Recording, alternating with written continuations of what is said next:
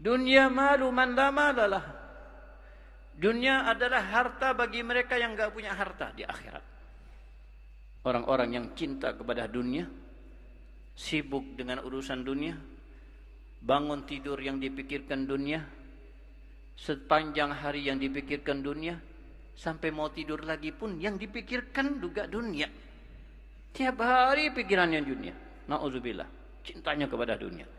Nabi kita Nabi Muhammad SAW bersabda dalam riwayat atau dalam asar, man asbah wa hammuhu dunya shattatallahu alaihi amrah wa farraqa alaihi dhai'atah wa ja'ala faqrahu baina ainaihi wa lam yaj'alillahu lahu minad dunya illa ma qad kutib lahu atau kama qala.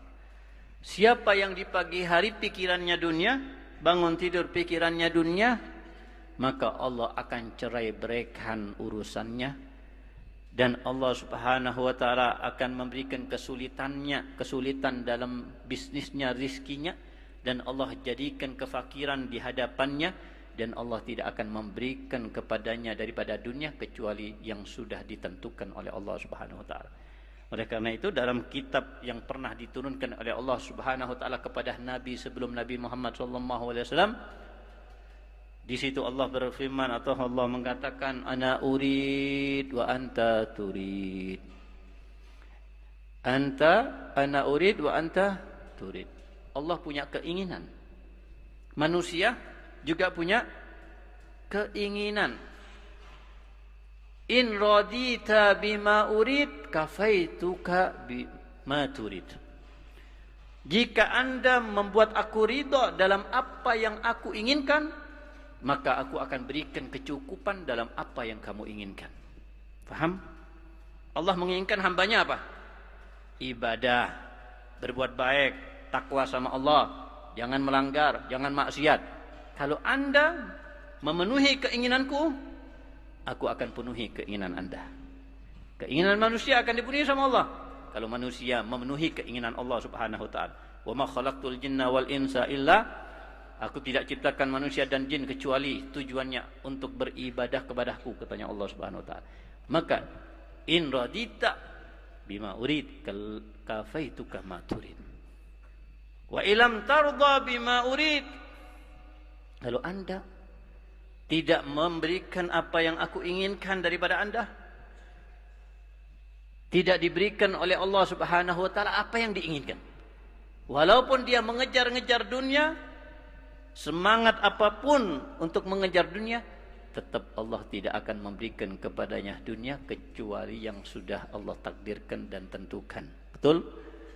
Dalam Quran Allah SWT sudah dengan jelas mengatakan, man kana yuridu harsal akhirati nazid lahu fi harsih wa man kana yuridu harsad dunya nu'tihi minha wa ma lahu fil akhirati min nasib. Siapa yang ingin ladang akhirat, siapa yang ingin kebaikan akhirat, siapa yang ingin surganya Allah Subhanahu wa taala, aku akan berikan, bahkan lebih banyak aku berikan daripada kepermintaan dan keinginannya.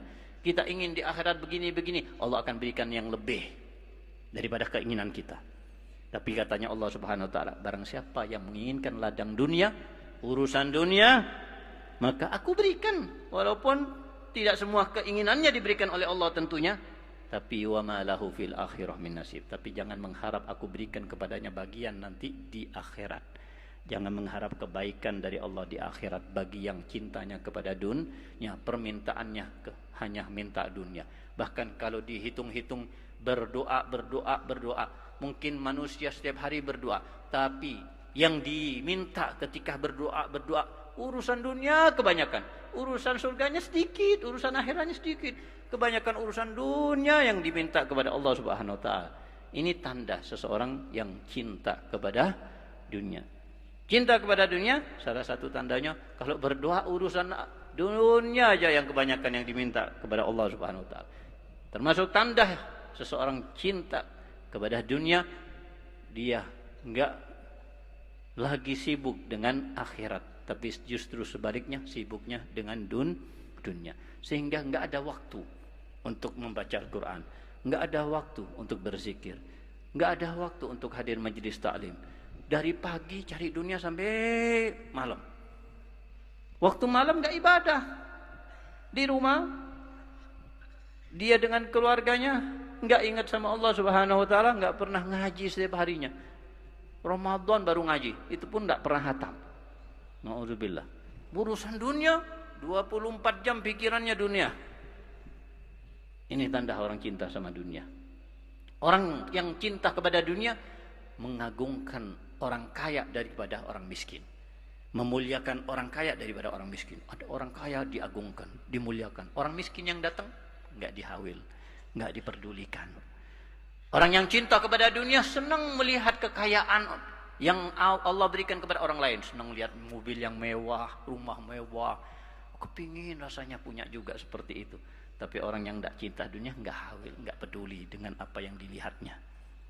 Bagaimana dikatakan Allahumma la isa illa aisul akhirah. Kalau kita melihat kemewahan dunia, katakan tidak ada kehidupan yang lebih indah daripada kehidupan di akhir. Seindah apapun dunia yang kita lihat, nggak ada apa-apanya dibandingkan keindahan yang ada di akhirat, di surga Allah Subhanahu Wa Taala. Jangan kita hanya cari dunia, kita tinggalkan akhiratnya. Akhirnya di akhirat kita tidak punya kesempatan untuk memandang Allah, memandang Rasulullah, menikmati surga Allah Subhanahu Wa Taala. Nauzubillah fil adab, gara-gara kita isi kehidupan kita di dunia ini dengan dunia. Tardukud dunia syadid alan nas.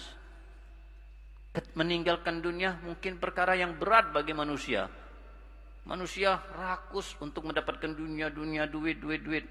Tapi kehilangan surga di akhirat itu lebih dahsyat, lebih berat, lebih sulit. Karena apa? Dunia sebentar, sesaat. Sebentar. Berapa sih kehidupan dunia? 60 tahun, 70 tahun.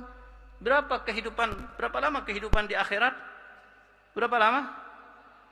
Selama-lamanya. Jadi selama-lamanya nggak ada akhirnya. Kalau dibandingkan dengan kehidupan di dunia cuma 60-70 tahun, aduh saat hanya sebentar, sedikit. Saat kesempatan untuk kita mendapatkan nikmat selama-lamanya di surga, itu adalah sesaat di saat kita berada di dunia ini. Jangan disia-siakan untuk mencari kebahagiaan di akhirat yang selama-lamanya. Sehingga kita nggak pernah lagi ke masjid, nggak pernah lagi hadir di majelis ilmu, nggak berzikir, nggak membaca Al-Quran, karena sibuk dengan urusan dunia. Berarti rela untuk ketinggalan atau kehilangan kenikmatan di akhirat demi untuk dunia yang sesaat aja. Ini orang yang katanya salafus soleh. Law kanatid dunya min zahabin tafna wal akhirah min khazafin tabqa lakana al-akil an yakhtara al-akhirah ala dunya fa kaifa idza kana al-amr bil aqas. Coba kita renungkan, andai kata dunia itu adalah rumah yang terbuat dari emas, dari berlian, mahal, mewah, tapi tafna, tapi dunia itu akan fana, akan binasa, ya kan? Enggak ada yang kekal di dunia ini sebentar, ada waktunya, semuanya ada waktunya dan singkat. Enggak ada rumah abadi, pasti hancur, waktunya hancur, waktunya rusak. Istana-istana yang kemarin sebelum-sebelumnya mana? Istana Qarun, istana Fir'aun, istana mana? Enggak ada. Ada waktunya dunia. Andai kata dunia sekalipun itu terbuat dari emas, dari berlian, tapi cuma sesaat, habis itu musnah, binasa. Andai kata dari emas, tapi binasa. Dan akhirat misalnya, surga misalnya, terbuat hanya dari batu bata, dari semen, tapi ditempati, dimanfaati, dan terus dinikmati sampai akhir, nggak ada ujungnya. Kalau orang mau berpikir, orang yang cerdas akan memilih lebih mendahulukan kehidupan di akhirat walaupun cuma dari batu bata dan semen, tapi selama-lamanya nggak ada akhirnya, daripada rumah emas ini, rumah emas tapi sesaat, sebentar aja, tidak terasa, sebentar habis juga, hilang, binasa, hancur semuanya. Kita tinggalkan itu. Orang yang berakal pasti akan memilih kehidupan di akhirat daripada kehidupan di dunia. Apalagi ada rumah di dunia dari emas, apa ada dari berlian. Sedangkan di akhirat surga Allah dari emas, dari berlian, dari permata. Apalagi kebalikannya, di dunia itu dari semen, dari batu bata, di surga dari emas, dari berlian, dari perak. Selama-lamanya kita nikmati. Dunia batu bata sesaat. Masih ada yang lebih mendahulukan dunia daripada akhirat. Ini orang yang enggak berakal.